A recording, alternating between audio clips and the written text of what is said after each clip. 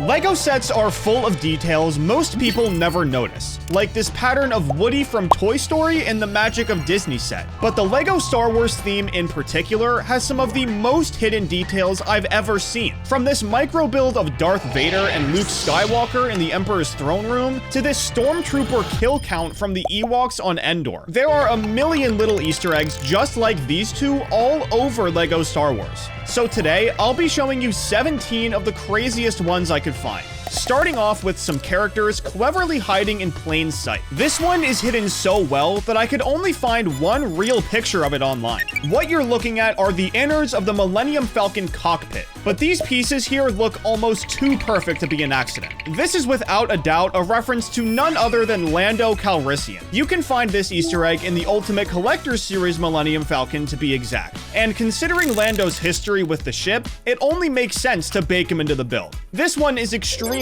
hard to spot though, so let me show you one that's just as purposeful, but a whole lot easier to see. Not too long ago, LEGO added a brand new sub-theme to LEGO Star Wars called the Starship Collection, and the whole point of it was to make a smaller version of super famous LEGO Star Wars ships strictly for decoration. One of these ships is the Executor Super Star Destroyer, which if you know anything about Star Wars, you know that this is one of the biggest ships in the entire universe. Since this version is part of the Starship Collection sub-theme though, it was scaled down to size. If you paid attention during the intro, you would have noticed that the brick-built version of Darth Vader and Luke Skywalker were just made with studs. And you can actually find something really similar in this set. It has to be taken apart to see it, but these studs aren't here for no reason. They actually represent the super famous bounty hunter scene from The Empire Strikes Back. You know, the one where Vader specifically tells Boba Fett, no disintegrations. No disintegrations.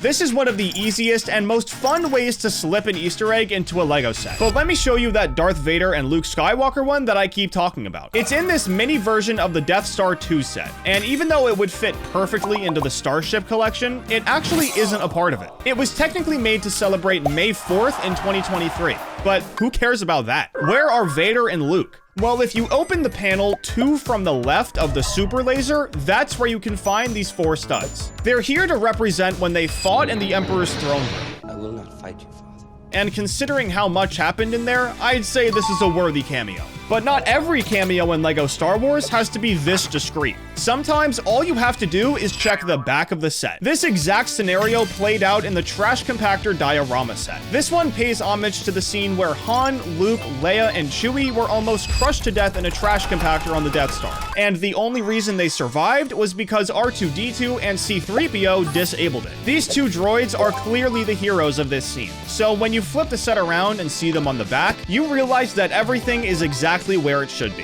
R2 is there messing with the controls, and 3PO is right there next to him, doing everything he can, even if that was just grieving the gang's deaths. Listen to them, they're dying, R2. It's all my fault. These two droids can be recognized just about anywhere you put them. So would you believe me if I told you they've been in not 1, but 2 LEGO Indiana Jones sets? We all know that the creator of Star Wars, George Lucas, also made the Indiana Jones movies. But how in the world could LEGO designers slip these two into 2 sets from a completely different movie? Well, Indiana Jones is known for stealing artifacts from very old places. And a lot of times there are hieroglyphs on the walls, just to show how old these places really are. Now, if you look at this picture of the Indiana Jones and the Lost Tomb set from 2008, you can very clearly see R2 and 3PO on the tile piece at the top of the set. Once you know it's there, it's literally impossible to miss. But the crossover doesn't end here. In the Raiders of the Lost Ark, you can find R2 and 3PO as hieroglyphs in the actual movie. Now, fast forward 42 years to when the Escape from the Lost Tomb set dropped, and you can find these guys in basically the exact same place in the LEGO set. Just like the last one, once you know it's there, it's impossible to miss.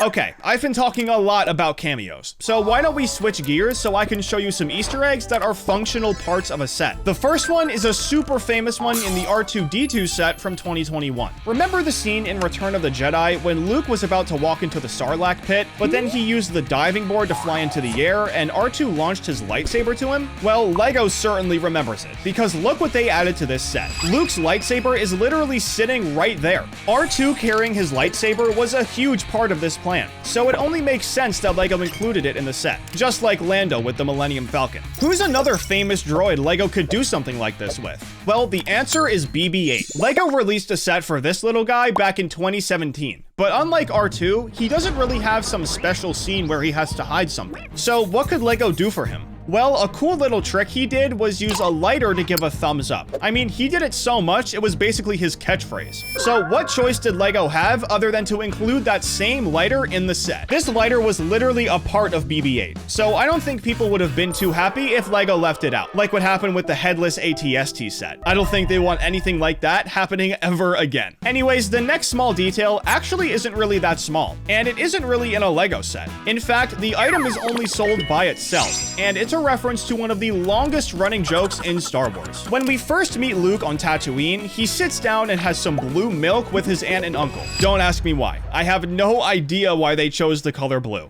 This joke kept going for years, and still does to this day. But what made it even better was when they had Luke drink green milk in The Last Jedi. Not only is it a funny reference to the scene from A New Hope, but it also represents the change in his lightsaber color, from blue to green. But why am I telling you all this? Is it because there's a secret blue milk carton in every set with a Luke minifigure? Or is there some blue milk spilled on the floor in the back of the Landspeeder set?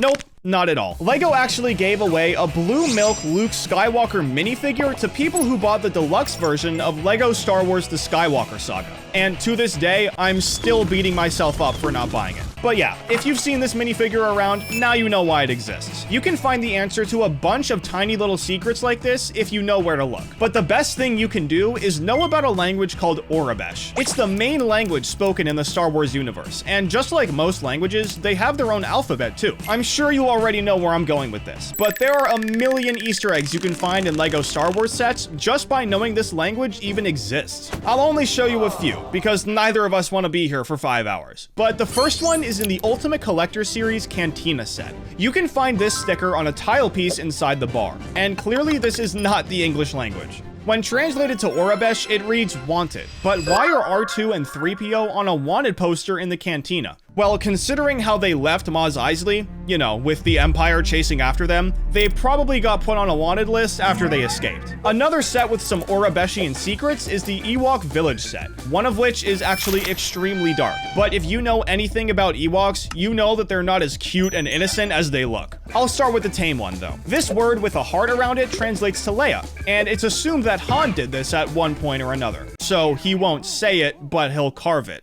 Okay, tough guy. I love you. I know.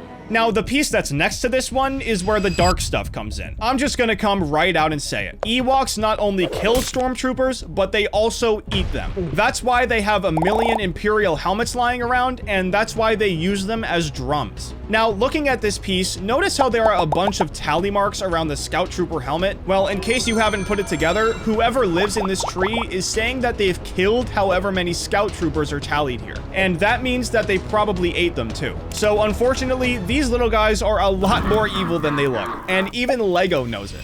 Not a lot of people know deep-cut facts like this, but want to know what they do know? The opening scene to A New Hope. You know, the one where it goes...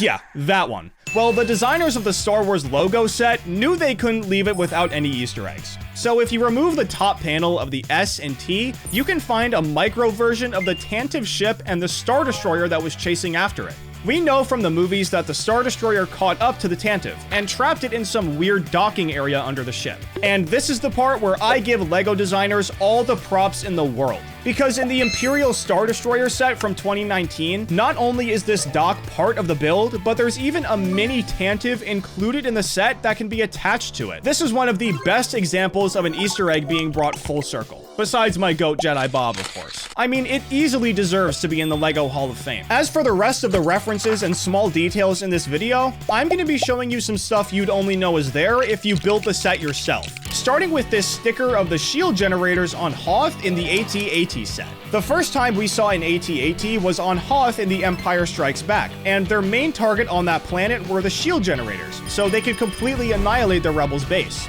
So this sticker is actually a really nice touch. That isn't even the best part about this set though. It may not be a Star Wars reference, but it's still sick nonetheless. If you take off some panels on the back of the AT-AT, you'll find octane barrels just sitting there. This crossover is even more surprising than seeing R2 and 3PO in those Indiana Jones sets, but doesn't that just make it better? I know what you want to see though. You want to see more deep cuts like the Stormtrooper kill count before the video ends. I got you. Let me show you a few. In the Darth Vader's castle set, there's a very important piece of Sith technology stored at the bottom. It's sitting on top of a podium, like something Indy would steal, but he should know better than to touch this, because this is a Sith holocron. A holocron is basically an artifact that stores a bunch of information. So the only reason this one in particular is dangerous is because it's Darth Vader's. That's not all for this set though. In a different part of it, you can pull a hidden compartment out of the ground and find a red kyber crystal. They didn't even mention these things in the movies, so if you recognize the name, then you probably already know all about them. These last few references are going to be all about Mando.